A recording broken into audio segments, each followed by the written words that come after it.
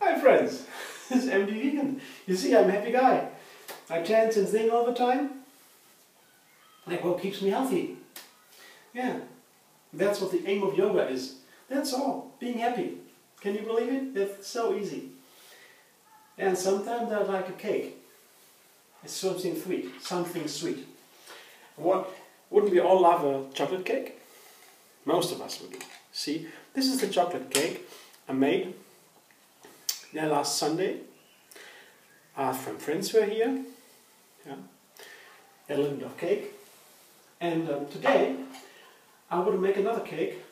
The same material, the same base, everything, but a different shape. I show you my form. This is my form today. It is I want to have a square cake. You see, for some more people, of course. And to make it in a square form, I made this myself, lined it with a little parchment paper. See? Put this inside, little paper, a carton paper, and just to get a nice square form without buying a new form. I don't need to do that. This is enough. See?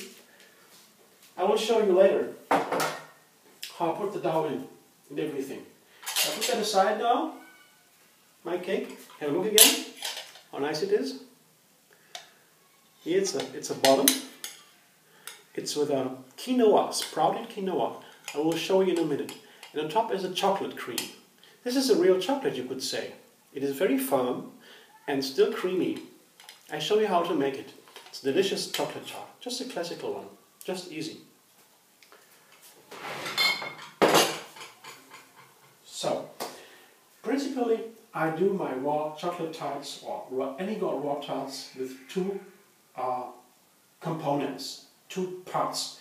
And the first part is the bottom, and to make it easy, I just blend dates, I process, better to say, dates and nuts. This is all I need. For now, these are hazelnuts and some dates, just to make it stick together. But for now, I have something extra, because sometimes you see nuts, a nut is very fat, and it is nice to eat some nuts, but to make it lighter and to give a different flavor and texture, I use sprouted quinoa. Yeah. You don't just put quinoa into a glass of water, or a bowl of water, overnight, and then it's already sprouted. If you want to have some more sprouts, some longer sprouts, and the grains, then you put it one more day, and in between you wash it. And the water that comes out of the washing process from the grains, the sprouts, that is the best fertilizer for your plants. You can water your plants with that. They love it, and they begin to grow stronger. But this is a very nice way to make your bottom lighter, and they give it a nice texture and crunch, and it tastes delicious. Quinoa is super healthy. It is one of the super healthy cereals. It is not a cereal in the narrow sense. It is kind of grass more, and it comes from South America. I love it. You can cook it also very easily, and well, you can try it. I love it. Okay, I just begin to do that first part now. The bottom. I have here my food processor fitted with the S-plate, you see, the S-plate. That's put the nuts in, put the dates in, put the quinoa in. So the quantities, how much you need, it is pretty much to yourself, up to yourself. Yeah, you will find out. I mean, for the 22 or 23 centimeter spring tart form, the regular format, you would take about 2 cups of nuts, yeah, and a special amount or some amount of dates, maybe 10 or 15 dates or so. That depends on how sweet you like it. I put some salt into it too now. Give it a little bit of zing. It goes nice with the chocolate. Just a little bit. Not much. You could put other things into it. I will take, so for example, I will take some of the coconut butter, coconut mousse. You see, I have some coconut mousse here. Can you see? This is my coconut mousse. It is for the filling of the tart, for the chocolate, to make it firm and creamy. I put some of it here into my bottom.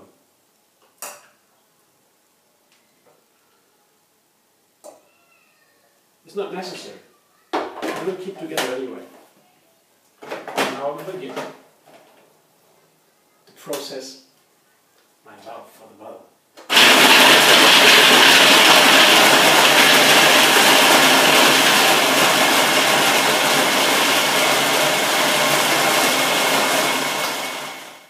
This is my dough. I show you. It looks like. And I taste it.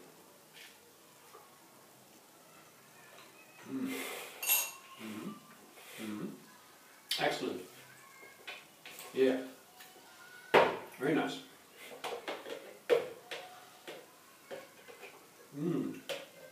I love it.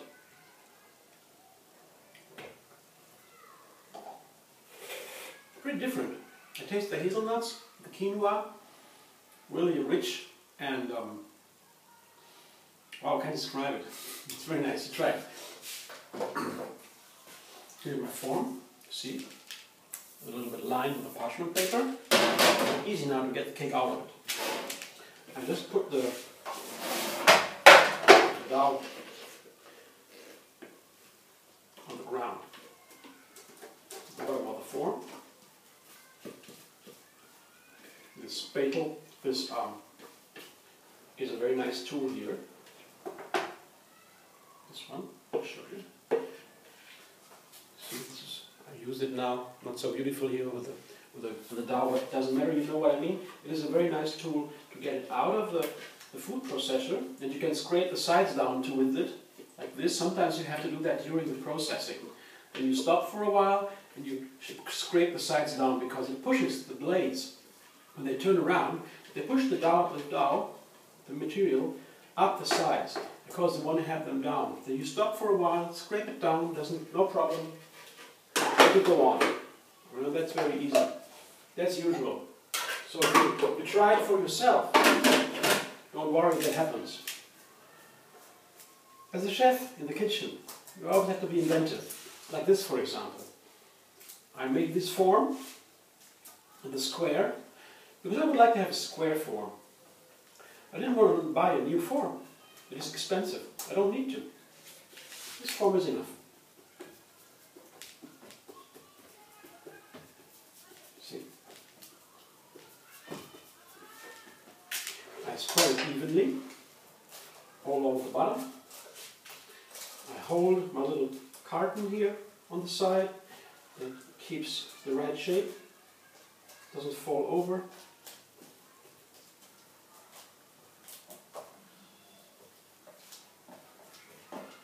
Isn't that so important that the dough is really totally evenly spread? But yeah, más o menos, more or less, you know. You want to have it a little bit even. It's quite a different experience to work with the quinoa for me. I found it recently online. Someone did that, and I thought, okay, I tried that, and it is so nice. Yeah, it is very healthy, and it is a little bit a different experience to spread the dough on the bottom because it has a different consistency. With the nut, it's only nuts and dates. It remains a powder, and you can spread it evenly, very easily, before you press it down. In this case, with the quinoa, there's already water in the quinoa because it's sprouted, of course. when there is water in it, it sticks together more easily. So you cannot spread it so evenly, that easy. That's why it's a different experience, but it doesn't matter. I mean, it is not really difficult. Spread it almost evenly now. Help here and there.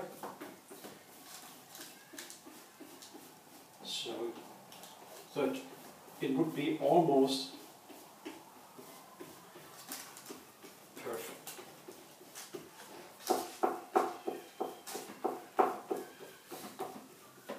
Yeah, it takes some time. That is always with bakery. The dough takes most of the time. That's why we have these wonderful food processors nowadays. And I remember my grandmother, she didn't have a food processor. She had to do it all with her hands. And it took for quite a time. And I know the old bakeries, they always did the dough with the hands. They kneaded the dough. And this kneading of the dough was always considered one of the most important processes. Because the better you knead a dough, the better it gets. I mean, I'm not a baker, but that's what I learned from them. They told me. And I always watched them. And yeah, it was a lot of time. They were strong, yeah, with their hands and their arms kneading. Nowadays we don't need to do that. We have these food processors. Yeah. But still we have some time to spread the dough here on the bottom. So this should be done. It's enough. You can see what it looks like. Pretty nice, isn't it? I set it aside. Part 2. Part 2, I need the blender. To begin with, here you see blender is already filled with a substance. There's dates and water. Have a look inside. These are my dates. I have about 20-25 dates here. See this quantity? And a glass of water to make it creamy. It takes some time to blend them because they are pretty hard. You can put them in water before. That is easier then if you have it ready. That is the sweet part. You need sweet for cacao. The next part are the cashew nuts. Here I have maybe 1 cup or 1.5 cup of cashew nuts. The quantities, same as I said before, it is up to you how much you use. Get more creamy. If you make a chocolate and you put cashew nuts and other nuts in, this is the part of the milk. That means it gets a milky chocolate. Nuts, you can make nut milk. You can put the nuts into the chocolate, the same effect as a milk chocolate. So it depends on how much milk you want to have in the cacao, darker or lighter. So I put it all in. I put some water too, because of course it has to be blended. Need some water, not too much, because it should be a firm filling. There we go.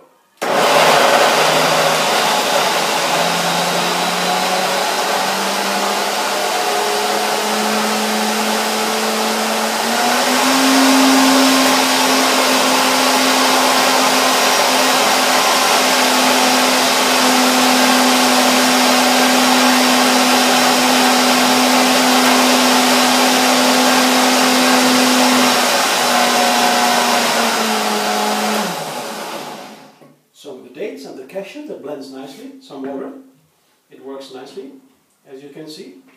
This is my date cashew mousse. It is still liquid, runny, but it is already firm, creamy. Now I put, what's first? So I have 3 other main ingredients. Always when I make a chocolate, I need 2 ingredients, mainly 2 ingredients, usually. I need cacao powder, of course, gives the cacao flavor and the color. And I need a cacao butter.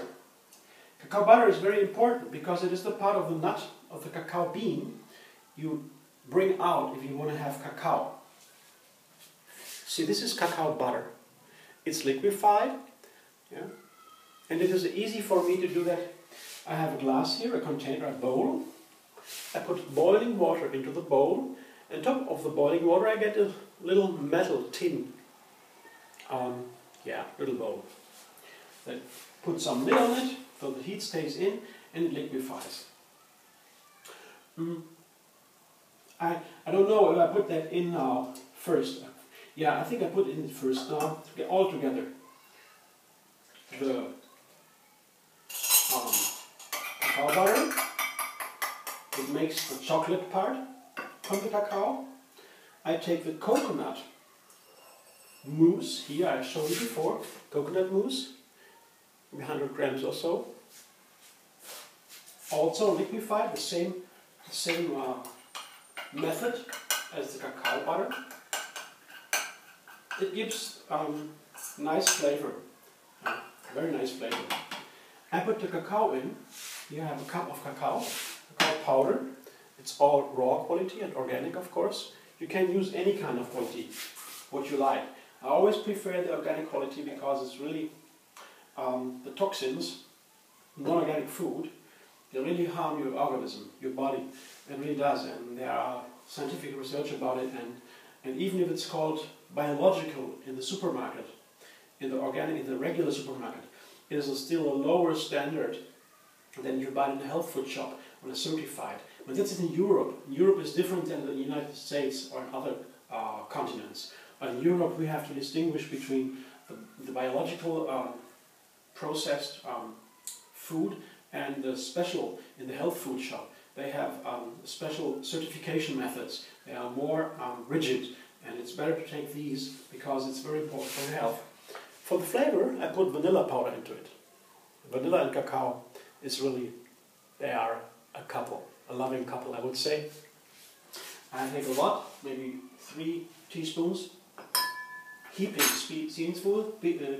teaspoons, and of course again a little bit of salt. This is not of course it is it is as you can like. If you like, you can do put some salt to raise the flavor a little bit. You shouldn't taste the salt, of course. That would be a different story. Salty chocolates there are. I don't want to make a salty chocolate now. I want to just raise the flavor a little bit, to pimp it a little bit. Put my lid on. Off we go. That's all I need. Let's see if it works.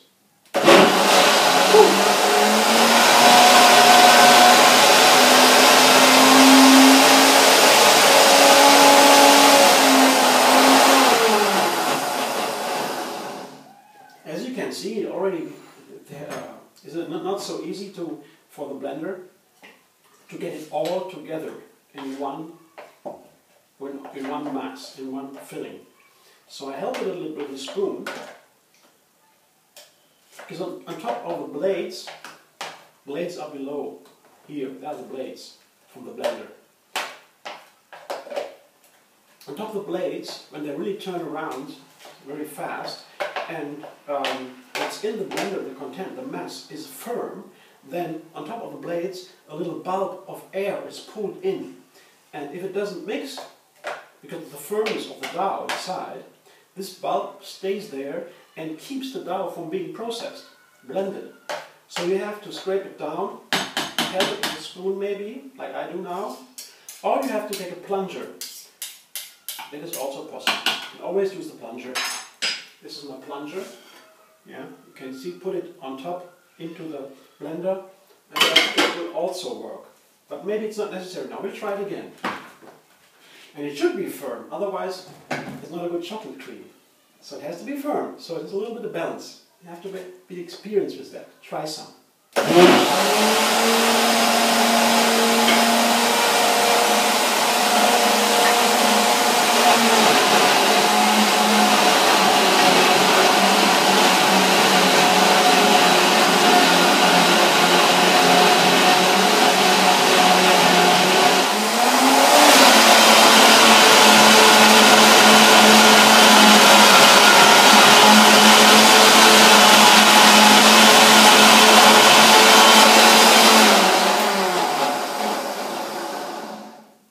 It's definitely firm enough. And with the plunger, as you can see, it worked. So I scraped down the sides from the sides of the plunger, so I don't want to lose, not waste any of the chocolate cream inside. Okay. So put it aside, and now we'll have a taste. Oh, it's such a nice cream. I see it. No, I don't take the spoon. Like later for another process. So here, I taste it.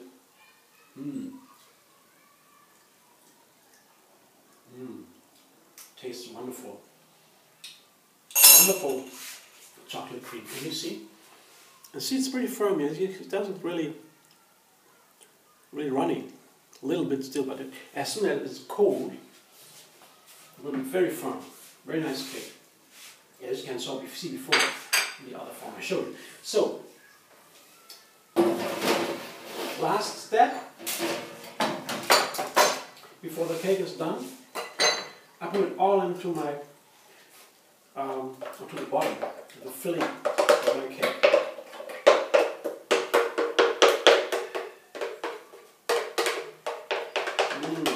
Looks so nice. I take the spoon first, a large spoon. It's easier to begin. It moves more cream faster.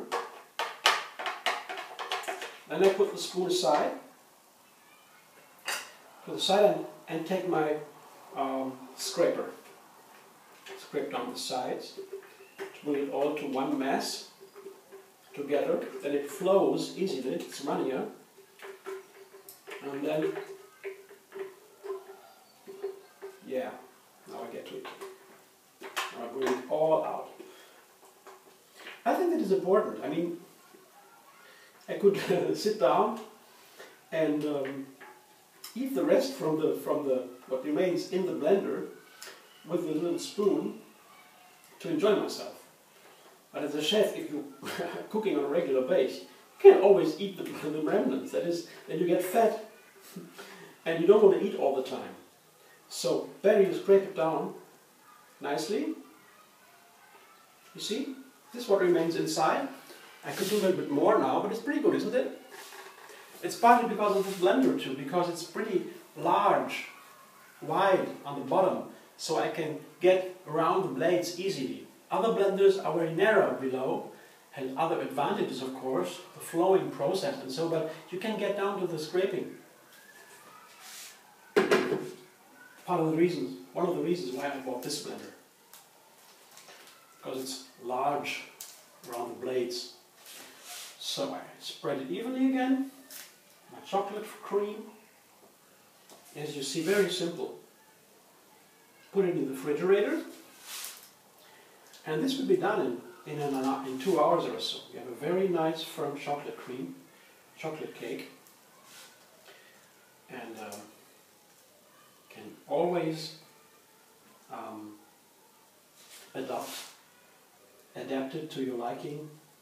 More or less cacao powder, more or less cashew nuts or other nuts to make it a darker chocolate.